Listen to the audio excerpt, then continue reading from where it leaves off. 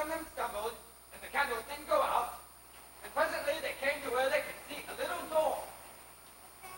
Both of them felt that it was becoming very serious, but neither would draw back.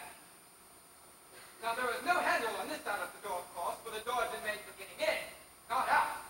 But there was a catch, as you would find on the inside of a cupboard door. Diggory pushed around the catch with some difficulty, and the door swung open.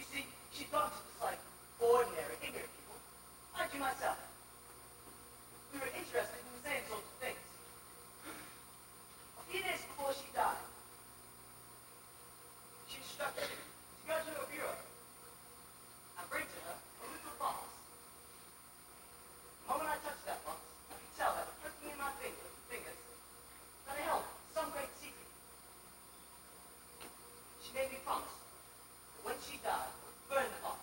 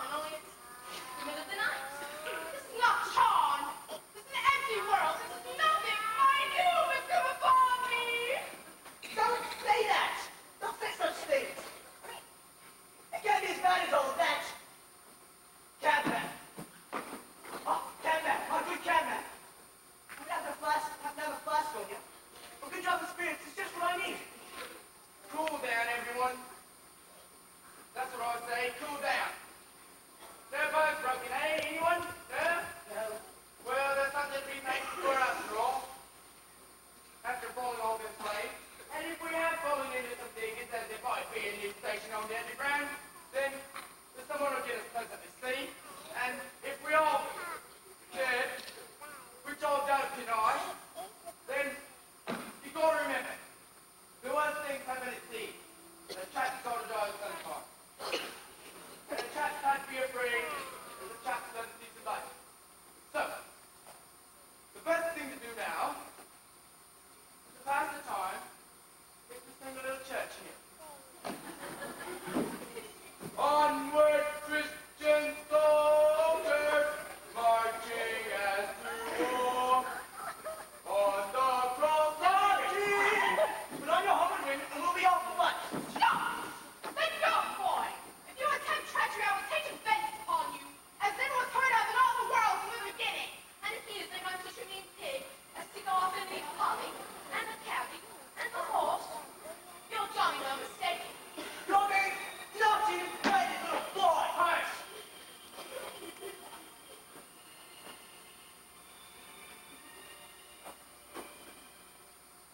God, ain't it lovely?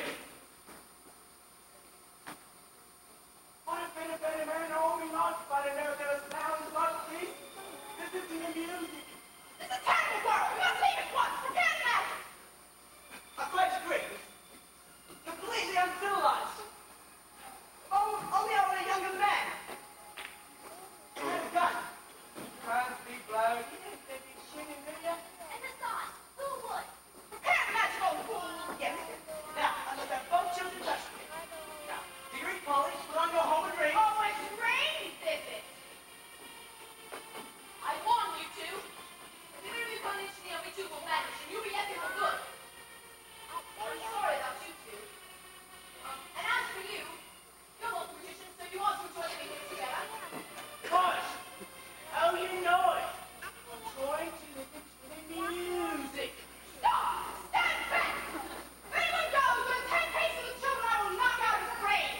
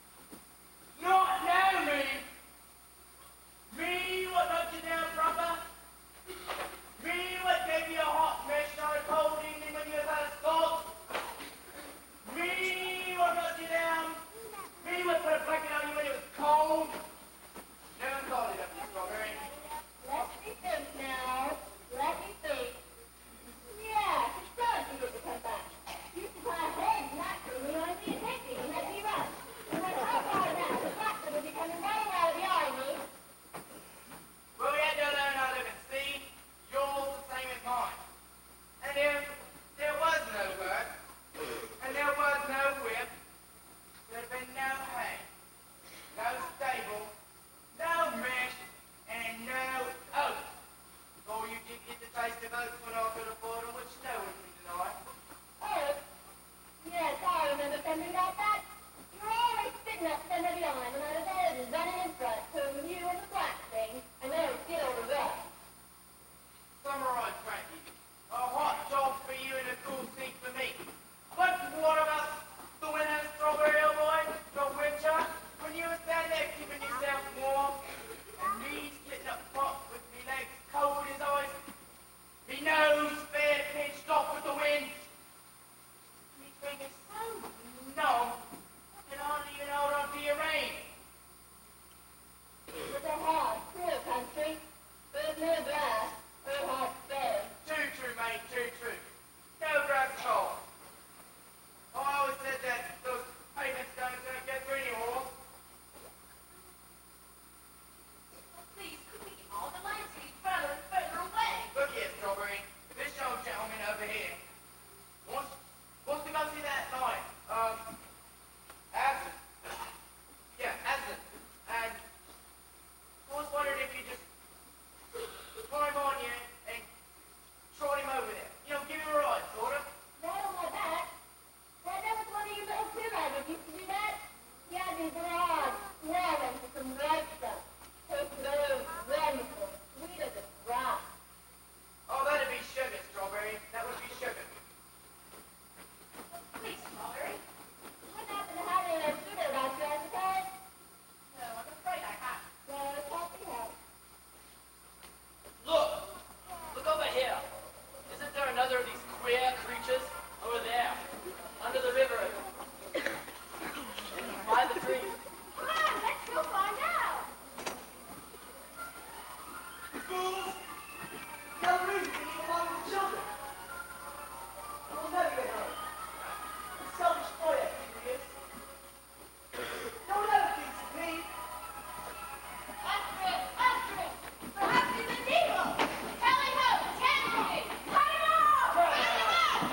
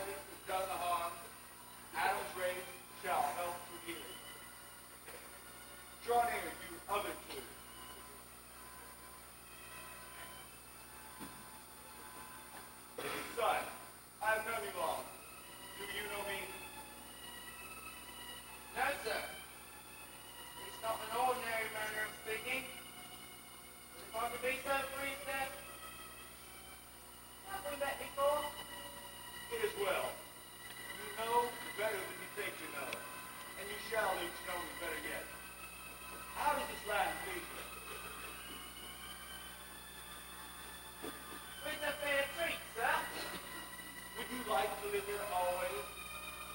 Well, you see, sir, I'm a married man. If we wife was here, I don't think we'd ever want to go back to London, I reckon.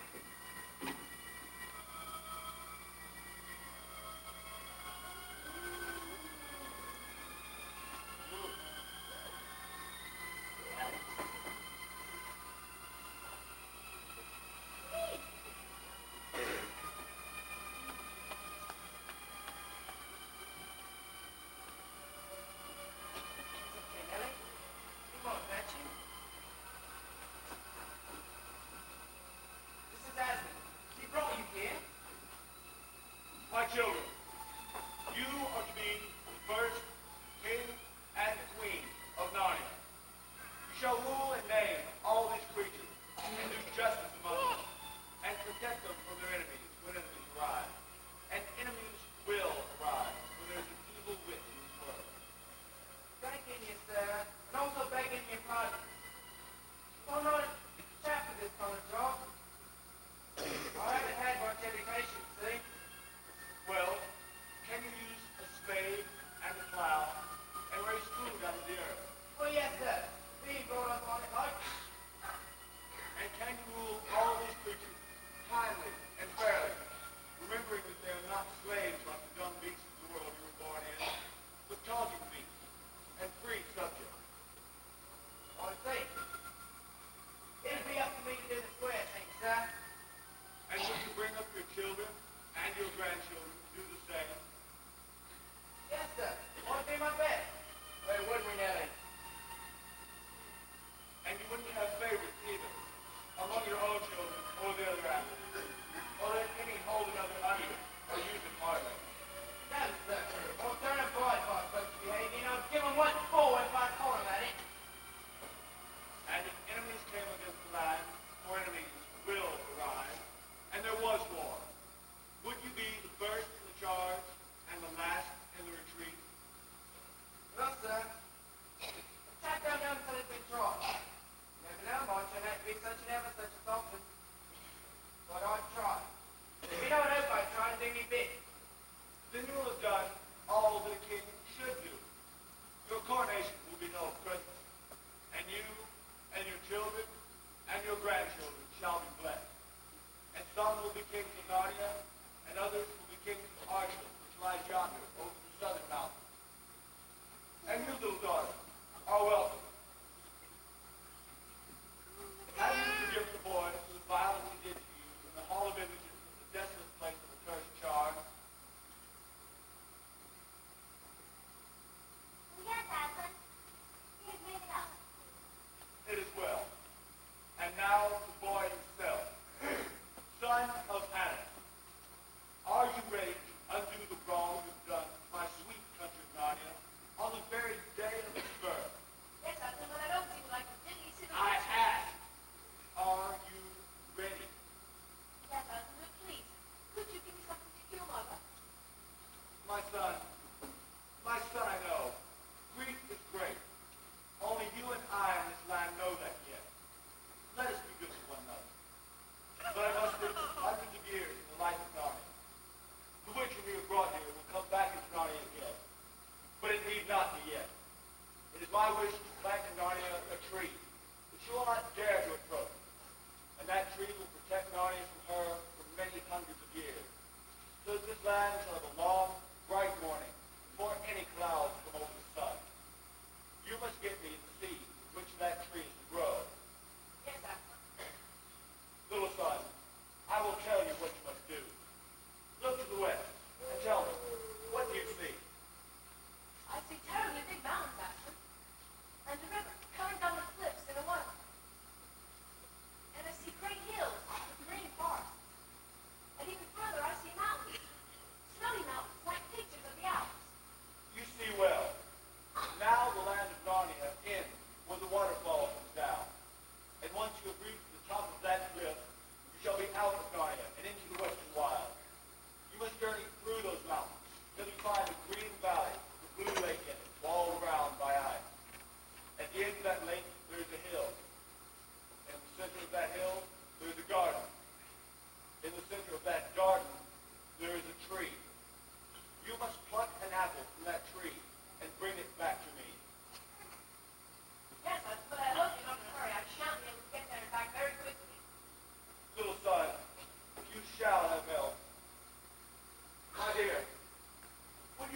be a winning horse?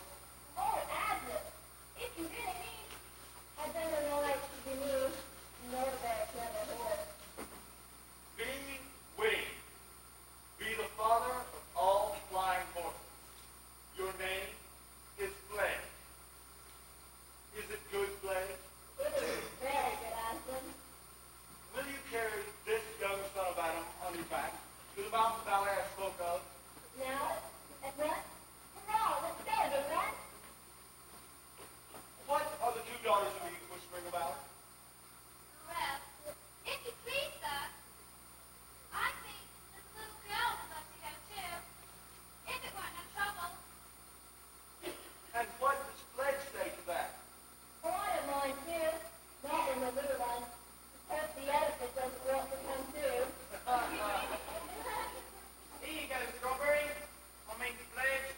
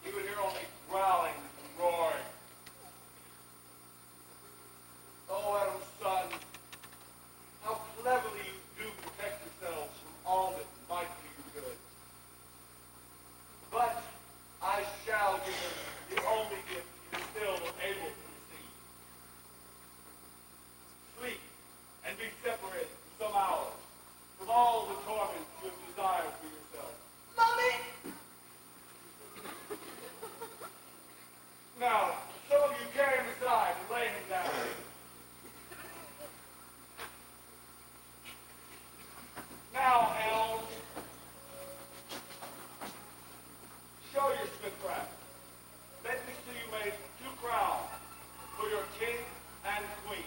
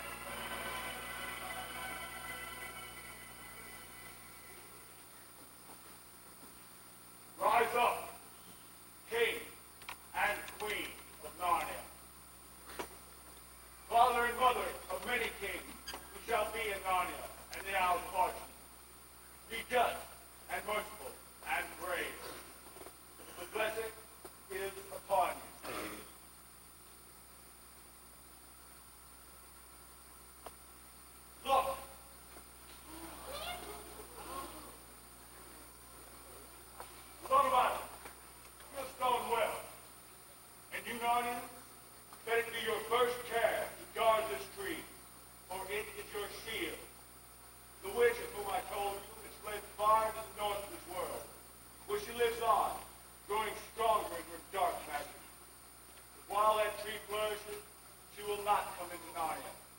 She dare not come within 100 miles of that tree. For its smell, which is joy and life and health to you, is death and horror and despair to her. I forgot to tell you, Ethel. The witch, she's already eaten one of those apples. The same kind that tree grew from. We thought, Catherine, that there must be some mistake, and that you can't really mind with all those apples. Why do you say that, daughter of Eve? Well, take one. That is why all the rest are now a horror to her. That is what happens to those who pluck and eat fruit at the wrong time and in the wrong way. The fruit is good, but they loathe it ever after. Well, I see. And I suppose because she took it the wrong way, it won't work with her. I mean, they don't go bring any all that. Alas, it will. The fruit always works. It must work. But it does not work happily for those who pluck it at their own will. Had any Narnian, unbidden, stolen an apple and planted it here to protect Narnia, it would have protected Narnia. But it would have done so by making it another strong and cruel empire like Char. Not the kindly world I mean it to be. And the witch gifted you with something, did she not, son? Yes, she wanted me to take one home to Mother. Know then that it would have healed her, but not to your pleasure or hers. The day would have come when both you and she would have looked back and said that it would have been better to die in that illness. That is not what will happen now. What I give now will bring joy. It will not in your world give endless life, but it will heal. Go, pluck her an apple from the tree.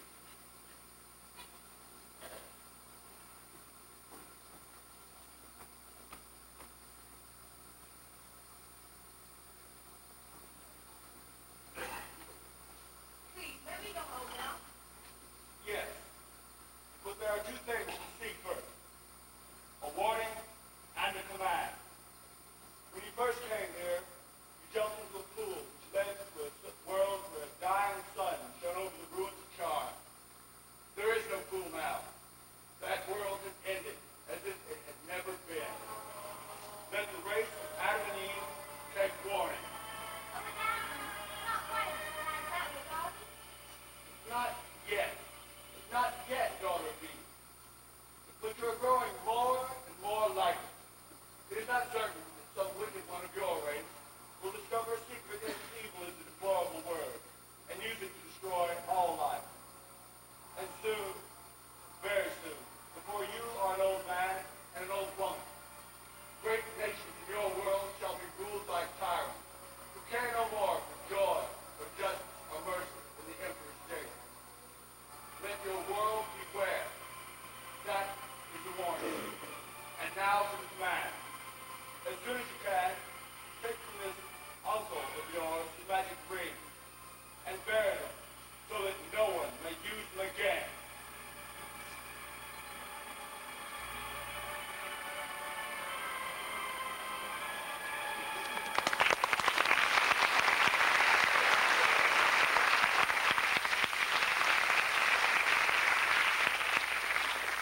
In an instant, Polly Diggory and a snipping Uncle Andrew, floating in a sea of gold, came home. The memory of that moment and its warm security lasted a lifetime. And whenever they were sad or angry or afraid, they thought of that moment and felt safe again. Once home, Uncle Andrew awakened, raced upstairs. Not to his attic in the rings, but to his bedroom and his brandy. Diggory, of course, took the silver apple to his mother, while Polly gathered the magic rings. Later, while Mother was napping, the children buried the rings in the apple core in the back garden. And a month later, the whole house had become a different place. And Letty did everything she could to brighten up the room. There were flowers everywhere, and nicer things to eat. And the old piano was tuned, and Mother took up singing again, and had such games with Diggory and Polly. When things go wrong, you'll find they usually go on getting worse. But once things start going right, they often go on getting better and better.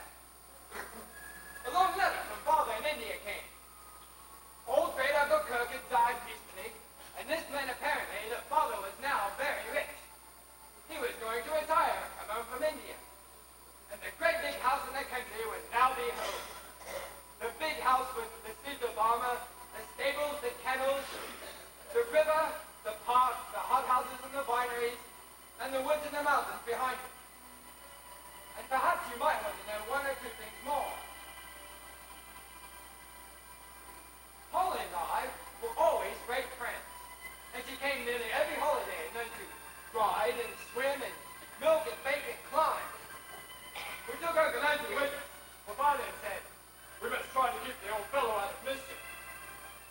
He never tried any magic again for as long as he lived. He had learned his lesson, and in his old age he became nicer and less selfish. But he always liked to get visitors alone in the billiard room and tell them stories about a mysterious lady of foreign royalty with whom he had driven about London. In Narnia, the beast lived in great peace and joy, and neither the witch nor any other enemy came to trouble that pleasant land for many hundreds of years. King Frank, Queen Helen, and their children lived and reigned peacefully in Narnia. The lamppost which the witch had planted without knowing it shone day and night, and the area in which it grew came to be called Lantern Waste. And years later, when another child from our world got into Narnia on a snowy night, she found the light still burning. And that story is, in a way, connected with the one I've just been telling you. For you see, the tree which sprang from the apple that Digby planted in the back garden lived and grew to be a fine tree, bearing apples more beautiful than any others in England. And they were extremely good for you, though not magical. It seems that the tree never forgot that other tree in Narnia to which it belonged.